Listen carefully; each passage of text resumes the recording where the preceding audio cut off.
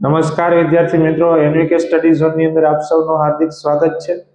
આજના વિડિયોની અંદર આજે આપણે જોવાના છીએ ધોરણ 7 વિષય ગણિત એનો ચેપ્ટર નંબર જે 10 છે બીજગણિતીય પદાવલી, બરાબર।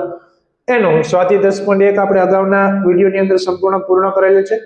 આજે આપણે સ્વાધ્યાય 10.2 ની છે એની શરૂઆત કરવાનું છે, બરાબર। ચાલો જોતા જઈએ, સૂચના વાંચી અને બરાબર નીચેના જે દાખલા આપેલા છે એ ગણશું। ચાલો સૂચના જોઈ લઈએ। પહેલા શું કીધું છે કે જો m બરાબર કેટલા હોય 2 હોય તો નીચેના પદોની આપણે શું શોધવાની છે? કિંમત શોધવાની છે। સાવ સહેલા જે દાખલા છે કે તમને એમ કીધું છે કે m બરાબર કેટલા લઈ લેવાના 2, એટલે કે તમને જે પદાવલી છે એ પદાવલીમાં તમને જ્યાં કંઈ પણ m દેખાય તો m ની લખવાના, એની જગ્યાએ શું લખવાના? 2 લખવાના છે અને પદાવલીની કિંમત શોધવાની છે। એટલે કે આપણે પેલું કામ શું કરશું ભાઈ, જ્યાં આપણે m દેખાશે ત્યાં કેટલા લઈ લેશું? 2 લઈ લેશું। કેટલા લઈ લેશું? 2।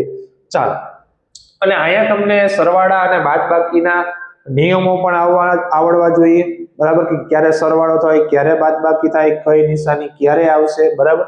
ચાલો જોઈએ આપણે પેલો દાખલો કે m - 2 અને આ m બરાબર કેટલા લેવાના કીધા છે વિદ્યાર્થી મિત્રો? 2, બરાબર। તો હું દર વખતે લખીશ નહીં કે m બરાબર 2 લેતા, સીધું જ્યાં આપણે m દેખાશે ત્યાં કેટલા લઈ લેશું? 2। ચાલો હવે આ m છે તો m નહીં લખી, ત્યાં કેટલા લખશું? 2, પછી માઈનસ ના માઈનસ, 2 ના 2। ચાલો અહીંયા આપણે ખબર છે 2 માંથી 2 જાય તો કેટલા વધશે? 0 વધશે। કેટલા વધશે? 0। ચાલો આ તો પેલો દાખલો સાવ સહેલો। ચાલો બીજો દાખલો 3m - 5। ચાલો તો 3 ના 3 એમનો, અને 3 ની બાજુમાં કોણ છે? m। અને હંમેશા તમારે એક વસ્તુનું ખાસ ધ્યાન રાખવાનું કે તમે કોઈ ચલની જગ્યાએ કિંમત લખો છો ત્યારે હંમેશા કાઉન્સમાં લખવાની। કેમાં લખવાની? કાઉન્સમાં, જેથી કરીને ભૂલ થાય નહીં। તો m છે ને હું શું કરી દઉં? કાઉન્સ કરી દઉં। હવે m ની જગ્યાએ આપણે કેટલા લેવાના? 2, પછી આ માઈનસ ના માઈનસ, 5 ના 5। ચાલો હવે આ કાઉન્સ છે એનો શું વિદ્યાર્થી મિત્રો મતલબ હશે? આ 3 અને 2 વચ્ચે શું થશે? સરવાળો થશે, બાદબાકી થશે, ગુણાકાર થશે। શું થશે? જો આ બે વચ્ચે કોઈ નિશાની લખેલ નથી, બાજુમાં છે 3 અને કાઉન્સ, એટલે કે ગુણાકાર થશે। શું થશે? ગુણાકાર। તો 3 દુ કેટલા થઈ જશે? 6। આ બે નો ગુણાકાર કરવાનો છે તો 3 દુ 6, માઈનસ ના માઈનસ, 5 ના 5। ચાલો હવે અહીંયા શું થશે?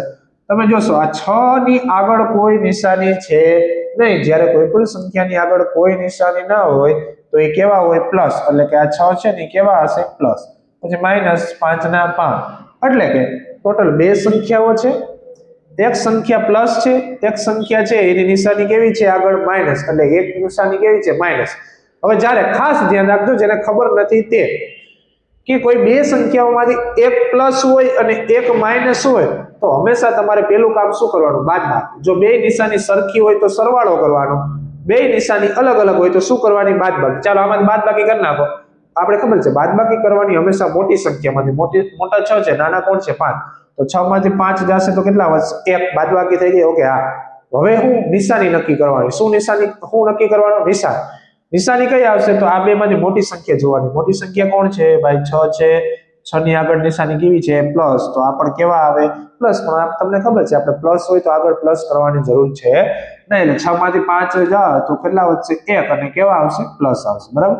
ચાલો ત્રીજો જોશું। હા, 9 - 5m। તો 9 ના 9, માઈનસ ના માઈનસ, 5 ના 5, અહીં m ની જગ્યાએ કાઉન્સ અને m ની જગ્યાએ કેટલા મૂકી દેવાના છે? 2। ચાલો આ 9 ના 9, માઈનસ ના માઈનસ। હવે આપણે ખબર છે 5 અને 2 નો શું થશે? ગુણાકાર। 5 દુ કેટલા થઈ જશે? 10। ચાલો અહીંયા તમે જોશો 9 પ્લસ છે, 10 કેવા છે? માઈનસ। 1 પ્લસ 1 માઈનસ, તો બાદબાકી કરવાનું। બાદબાકી કરવામાં મોટા કોણ છે? 10। તો 10 માંથી 9 કાઢો તો કેટલા વધશે? 1। પણ નિશાની જોવાની છે, આ બે માંથી મોટા હોય એની નિશાની 1 ને આવે। આ બે માંથી મોટા કોણ છે? 10, અને 10 ની નિશાની કેવી છે? માઈનસ। તો આ 1 પણ કેવા આવશે? માઈનસ આવશે। ચાલો આ રીતે કરવાનું છે, બરાબર? ચોથો 3m² - 2m - 7। જો આ વર્ગ વાળું ઘાત વાળું આવે ને એ ખાસ ધ્યાન રાખવાનું છે। ચાલો 3 ના 3 એમ નામ લખી નાખો ને, આ m છે ત્યાં શું કરી દેવાનું? કાઉન્સ। એટલે કે આ m એની ઉપર કેટલી ઘાત છે 2, તો માથે શું કરી દીધું મેં બગડો. પછી માઇનસ ના માઇનસ 2 ના 2 એમની જગ્યાએ શું કરી દીધો કાઉન્સ -7 ના 7. હવે કાઉન્સની અંદર આપણે કેટલા લખવાના છે 2, કેમ કે આપણે પ્રશ્નમાં કીધું છે તમને જ્યાં એમ દેખાતા હતા ત્યાં આપણે કેટલા લેવાના છે 2. ચાલો હવે આપણે સાદુરૂપ આપવાનું હોય તો હંમેશા ધ્યાન રાખવાનું છે ઉતાવળમાં અહીંયા 3 અને 2 નો ગુણાકાર કરવાનો નથી, કેમ કે 3 દુ 6 ઘણા વિદ્યાર્થી મિત્રો કરી નાખવાનું. પણ જ્યારે તમને કાઉન્સની ઉપર કોઈ ઘાત હોય, શું હોય ઘાત હોય, તો પહેલે એનું સાદુરૂપ આપવાનું અને પછી એનો જે જવાબ આવી જાય ને પછી આને સાથે ગુણાકાર થશે. જો તમે અહીંયા જોયું હશે અહીંયા 2 ની ઉપર કોઈ ઘાત હતી નહીં, અહીંયા 2 ની ઉપર પણ કોઈ એક ઘાત હતી નહીં, એટલે આપણે સીધો અહીંયા ગુણાકાર કરાવી નાખ્યો. હા કે ના? હા. પણ અહીંયા 2 ની ઉપર કેટલી ઘાત છે 2, તો આપણે 3 ને એમનેમ રાખવાના. હવે અહીંયા શું છે કે 2 ની ઉપર 2 ઘાત છે, આનું સાદુરૂપ આપવું હોય તો કેમ અપાય? તો કે 2 નો કેટલી વાર ગુણાકાર કરવાનો? 2 નો 2 વખત ગુણાકાર કરવાનો. અહીં જેટલી ઘાત હોય ને એટલી વાર ગુણાકાર થાય. અહીં કેટલી ઘાત છે 2, તો 2 કેટલી વાર ગુણાકારમાં આવે 2. અહીં 3 ઘાત હોય તો 2 કેટલી વાર ગુણાકારમાં આવે 3 વખત. બરાબર? ચાલો એટલું આવડે કે ના આવડે? તો 2 દુ કેટલા થઈ જશે 4 થઈ જશે વિદ્યાર્થી મિત્રો. કેટલા થઈ જશે 4. અને તમને સીધું પણ આવડતું હોય કે સાહેબ 2 નો વર્ગ 4 થાય, બરાબર, તો આ કાઉન્સની અંદર જ લખવાનું. બરાબર? 4. ચાલો હવે અહીંયા જો એક ઘાત નથી તો અહીંયા ડાયરેક્ટ ગુણાકાર કરી નાખવાનો. 2 દુ કેટલા થઈ જશે 4 -7 ના 7. ચાલો હવે અહીંયા ગુણાકાર 3 ચોક 12 -4 -7. હવે ખાસ ધ્યાન રાખવાનું છે 3 સંખ્યામાં સરવાળા બાદબાકી કરવાનો છે તો પહેલે આપણે કોનું મેનુ કરશું? તો કે જે બેની નિશાની સરખી છે. જો આ બેની નિશાની કેવી છે? સરખી છે કે નહીં? બેની નિશાની કેવી છે વિદ્યાર્થી મિત્રો? માઇનસ છે. બેની કેવી છે? માઇનસ. એટલે હંમેશા યાદ રાખવાનું કે જે બે સંખ્યાની નિશાની સરખી હોય, પછી ભલે એ માઇનસ હોય કે પછી ભલે એ શું હોય પ્લસ હોય, બે નિશાની સરખી હોય એટલે હંમેશા સરવાળો થાય. હંમેશા શું થશે? આપણે 12 માં હમણાં કંઈ નહીં કરી. ચલો 4 અને 7 નો શું થશે? સરવાળો. કેમ સરવાળો થશે? કેમ કે સાહેબ 4 માઇનસ 7 માઇનસ બે નિશાની કેવી છે? સરખી. તો 7 ને 4 કેટલા થાય? 11 થશે. કેટલા થશે? 11. અને નિશાની કઈ આવશે સાહેબ? તો કે જે નિશાની આ બેની હોય ને એ જ નિશાની આવે એટલે કઈ આવશે? માઇનસ. ચાલો હવે તમને ખબર છે 12 માંથી 11 જાય તો કેટલા વધશે? 1. મોટાની નિશાની એટલે કેવા આવશે? પ્લસ જ આવશે. ચાલો હવે એક આપણે છેલ્લો દાખલો બાકી છે એ કરી નાખીએ. બરાબર?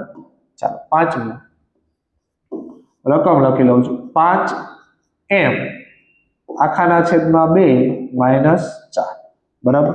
ચાલો તો 5 ના 5 m ની જગ્યાએ કાઉન્સ કરી લઈ, છેદમાં શું મૂકીશ? 2 -4 ના 4 કાઉન્સની અંદર કેટલા આવશે? 2 આવશે કે નહીં? હા. હવે અહીંયા તમે ગુણાકાર પણ કરી શકો છો અને તમે જોઈ શકો છો ઉપરે 2 અને નીચે 2 અને આ બે વચ્ચે ગુણાકારનો સંબંધ છે તો આ સીધા 2 છે તમારે ઉડાડવો હોય તો ઉડી જાય. ઉપર નીચે કેવું છે? સરખું, તો ઉડી જશે. ચાલો તો હવે વિદ્યાર્થી મને કહેશો કે અહીંયા શું વધ્યું? આ આખામાં શું વધ્યું? ખાલી કેટલા વધ્યા? 5 -4 ના 4 તો 5 માંથી 4 જશે તો જવાબ કેટલો આવી જશે? 1 આવી જશે વિદ્યાર્થી મિત્રો. કેટલો જવાબ આવી જશે? 1 આવી જશે. તો આ તમે જોયા છે. બરાબર? દાખલા આપણે શું મૂકવાની હતી? કિંમત મૂકવાની હતી કે જ્યાં આપણે m દેખાય ને કેટલા મૂકવાના હતા? 2. અને આપણે સાદુરૂપ આપી અને શું શોધવાની હતી? તો કિંમત શોધવાની હતી. બરાબર? તો અહીંયા આપણે 10.2 નો દાખલા નંબર 1 છે વિદ્યાર્થી મિત્રો સંપૂર્ણ પૂર્ણ થાય છે. અને સાથે સાથે તમને એ કહેવાનું છે કે જો તમે અમારે WhatsApp ગ્રુપની ચેનલની અંદર જોડાવા માંગતા હો તો ખાસ આ નંબર નોટ કરી લેજો. 7862 88 44 36. આમાં WhatsApp ની અંદર આ WhatsApp નંબર છે અમારા, એની અંદર હાઈ નો મેસેજ કરી દેવો જેથી કરીને અમે તમને ધોરણ 7 ના ગ્રુપની અંદર એડ કરી દઈશું. જ્યાંથી તમને શું કહેવાય કે ભાઈ મેથ્સના વિડીયો તો મળશે, એની લિંક તો મળશે, સાથે સાથે તમારે આવનારી પરીક્ષાના જે અસાઇનમેન્ટ છે એને સોલ્યુશન પણ મળશે, IMP પ્રશ્નો પણ મળશે. બરાબર? અને જો તમને વિડીયો અમારા પસંદ આવતો હોય તો ખાસ વિડીયોને લાઈક કરજો, શેર કરજો, કમેન્ટમાં લખજો કે તમને કેવી મજા આવે છે. બરાબર? અને હજી સુધી જો તમે અમારું YouTube ચેનલ સબસ્ક્રાઇબ ના કરી હોય તો ખાસ કરીને એને સબસ્ક્રાઇબ કરશો. Thank you.